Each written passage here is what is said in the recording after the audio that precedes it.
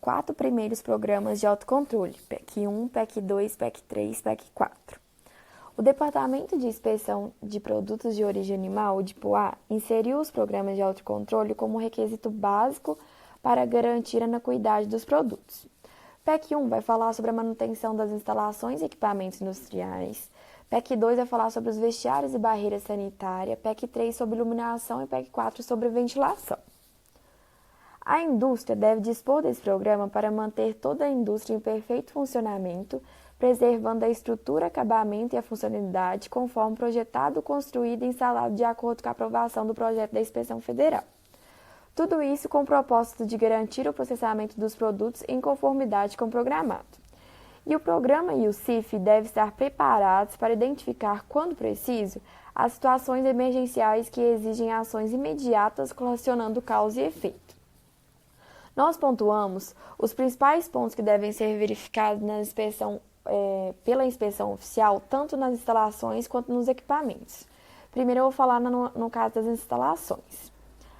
Forro, teto, paredes e pisos devem ser de material resistente, impermeável e de fácil higienização, observando-se a necessidade de reparos. Deve ser verificado se há presença de sujidades, formação de condensação, neve e gelo.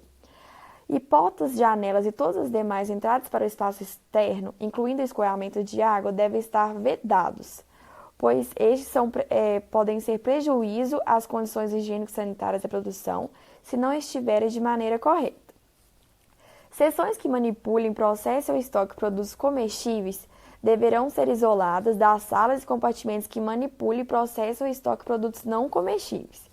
Isso até mesmo para evitar as contaminações cruzadas. E as seções de manipulação de matérias-primas ou produtos acabados devem ser isoladas umas das outras para prevenir ou reduzir contaminações adicionais. Como, por exemplo, as áreas sujas devem ser separadas das áreas limpas e onde faz as embalagens primárias também deve ser separado de onde faz as embalagens secundárias. Agora, já no caso dos equipamentos, deve ser verificado na inspeção oficial se esses foram projetados e construídos pensando na facilidade de limpeza e também para garantir que não causem alterações no produto durante processamento, manipulação e estocagem. Devem estar instalados em locais que permitem à inspeção oficial avaliar as condições sanitárias e se esses equipamentos necessitam de reparo, atentando para aquela superfície que entra em contato com os produtos e que podem comprometer a inocuidade, como, por exemplo, as roscas dos moedores de carne. E esses equipamentos e utensílios usados no armazenamento de produtos não comestíveis deverão ser instalados e operados de forma que não propiciem qualquer risco de contaminação aos produtos comestíveis. E esses devem ser identificados como de uso exclusivo para essa finalidade. E também deve ser avaliado, em geral, se esses equipamentos apresentam desgastes naturais que comprometam a eficiência da limpeza, condições do acabamento das soldas, se há o uso de lubrificantes apropriados e se há a transferência de resíduos e odores para os produtos.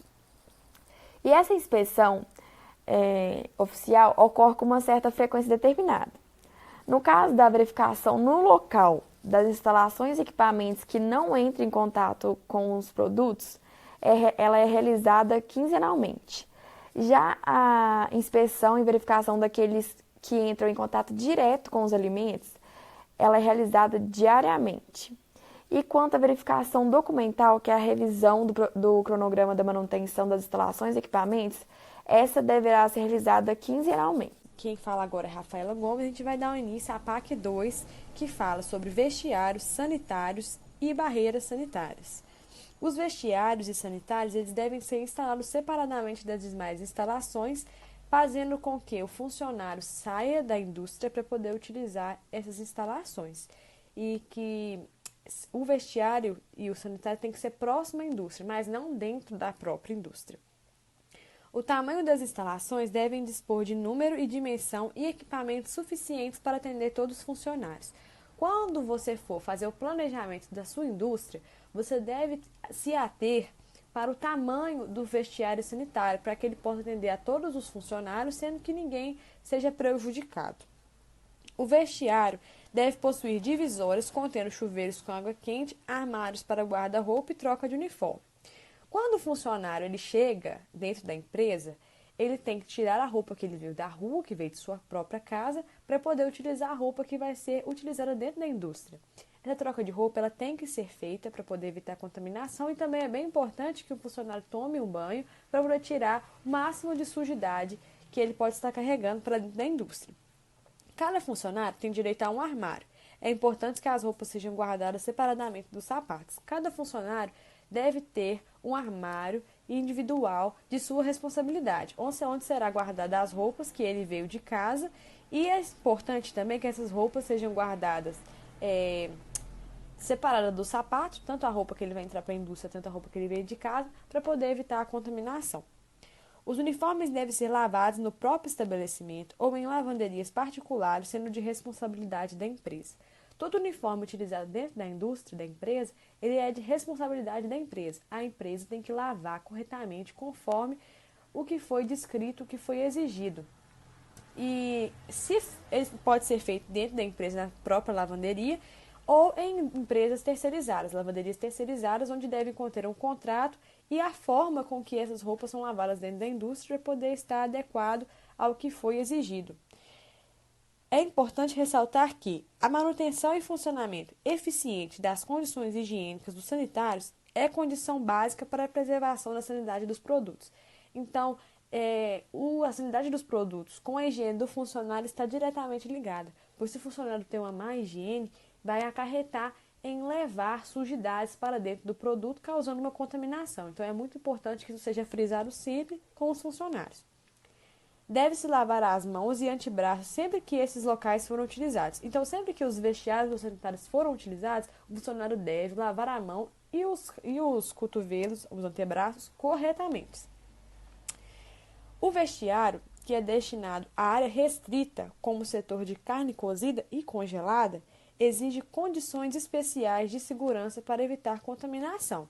Então, deve-se ter um vestiário destinado às áreas gerais da indústria e um vestiário destinado à área restrita, que devem ter condições de segurança mais eficazes, entendeu? Para poder evitar a contaminação. Os lavatórios devem ser obrigatoriamente instalados à saída dos vestiários sanitários e à entrada de seções das indústrias. Então, os lavatórios para lavagem das mãos devem ser afixados dentro dos vestiários sanitários e antes da entrada da indústria. Então, fazendo com que o funcionário ele lave as mãos mais de uma vez. Então, ele vai lavar as mãos quando sair do vestiário e vai lavar as mãos antes de entrar na indústria, para poder evitar a contaminação. Os lavatórios devem conter pias com torneiras, com fluxo de água, a temperatura mínima de 43 graus e sabão líquido. Além disso, deve possuir papel toalha com uso descartável para lavagem das mãos e cestos com tampas articulares para deposição deste material.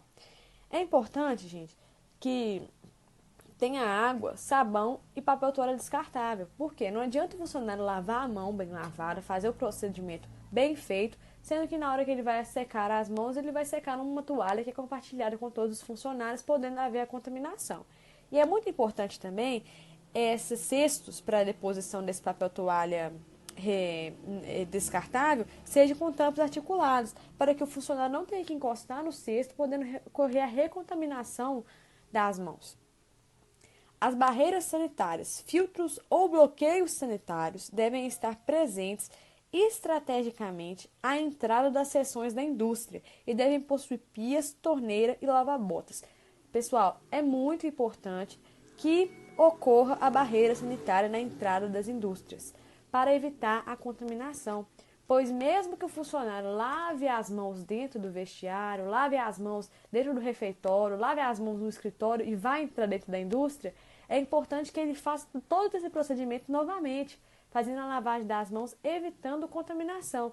E é muito importante também e preciso o uso do lava-botas, para poder evitar que o funcionário pise fora da indústria, trazendo impurezas e sujidades para dentro da indústria, entendeu?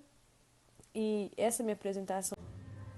Nos setores de vestiários sanitários e barreiras sanitárias, existe uma frequência de verificação, a qual é dividida em duas partes. Uma é a verificação no local, que é realizada diariamente com o intuito de fiscalizar a eficácia das barreiras sanitárias e, sobretudo, a organização e higiene do local. Já quando se fala em uma verificação mais focada para a parte de manutenção destes locais, ela vai se fazer necessária de 15 em 15 dias. A verificação documental é aquela realizada em um período quinzenal e é focada mais na revisão dos registros do estabelecimento, o qual posteriormente será comparado com os realizados pelo CIF.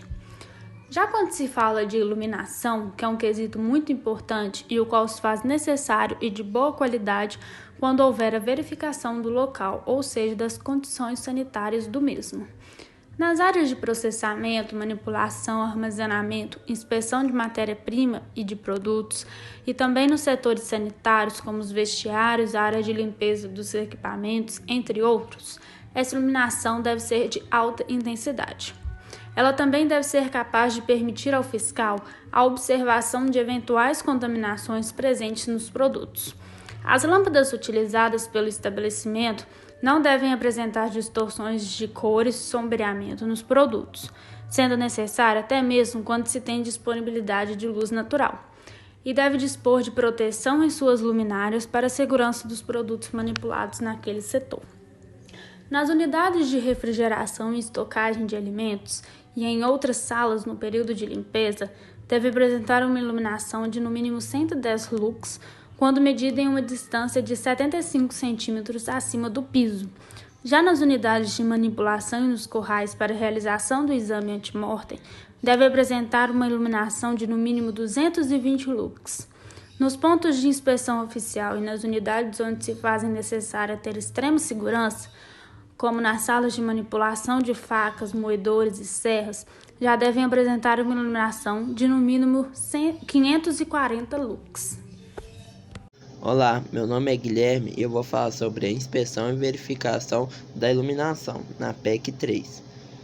Durante a inspeção da iluminação, deverá ser observado principalmente a existência da iluminação em intensidade suficiente para que possa ver claramente toda a área de trabalho, incluindo a boa disposição das luminárias posicionadas em locais estratégicos para que não haja sombras, boa intensidade da luz emitida, e é necessário também o uso de protetores nas luminárias, onde se evita diversas formas de contaminação, acidentes e outros fatores.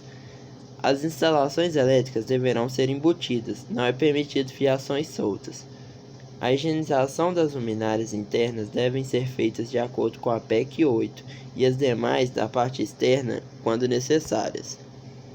Vou falar um pouco sobre a verificação da iluminação também. Essa verificação cabe ao SI, que é o Sistema de Inspeção Estadual, ou CIF, Sistema de Inspeção Federal. É responsabilidade da administração da empresa garantir o funcionamento desse programa, criando condições para que seus colaboradores possam manter o mesmo em funcionamento. As principais advertências ocorridas são ausência de protetor em algumas lâmpadas, lâmpadas queimadas e deficiência de iluminação em algumas áreas. A frequência da verificação depende do tipo de verificação. Tem a verificação local e a verificação documental. A verificação no local, também conhecida como verificação in loco, é feita com a frequência semanal em locais de inspeção e reinspeção de pontos críticos de controle, e quinzenalmente é feita na área completa, com foco principal na manutenção. Já a verificação documental deve ocorrer quinzenalmente e consiste da revisão dos registros do estabelecimento para comparação com os achados in loco, realizada pelo CIF.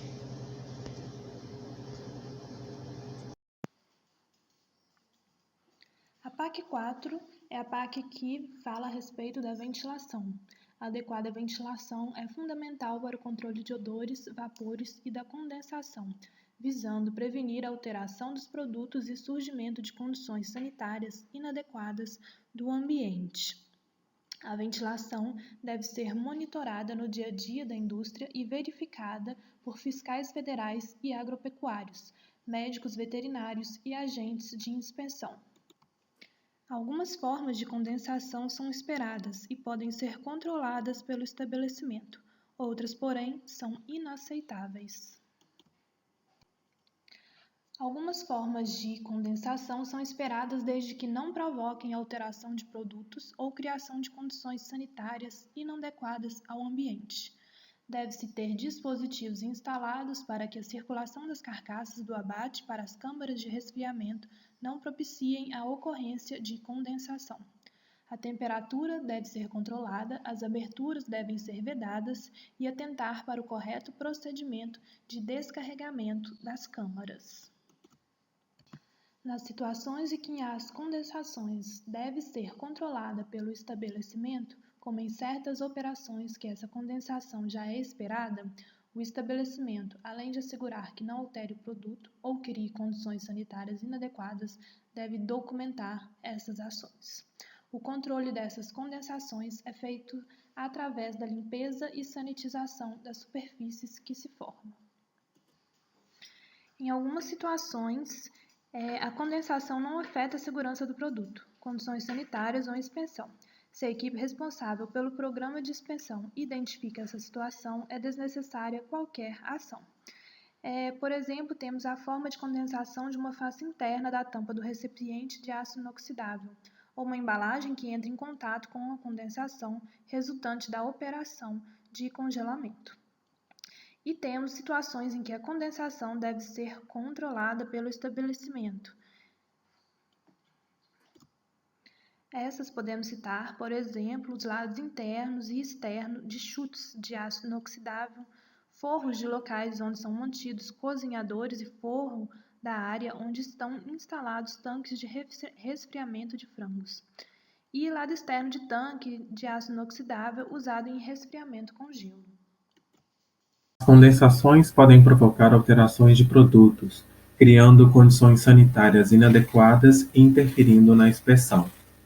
Na inspeção federal, deve-se aplicar a ação fiscal onde existe condensação no forro e parede de áreas de processamento que não são regularmente limpas e sanitizadas de acordo com o procedimento padrão de higiene operacional, condensação no forro de câmaras de resfriamento de carcaças, condensação das superfícies de unidade de refrigeração que não foram limpas e sanitizadas e que gotejam no produto exposto, condensação de parede e forro de áreas de expedição e estocagem que gotejam em caixas de carne desossada, danificando a embalagem.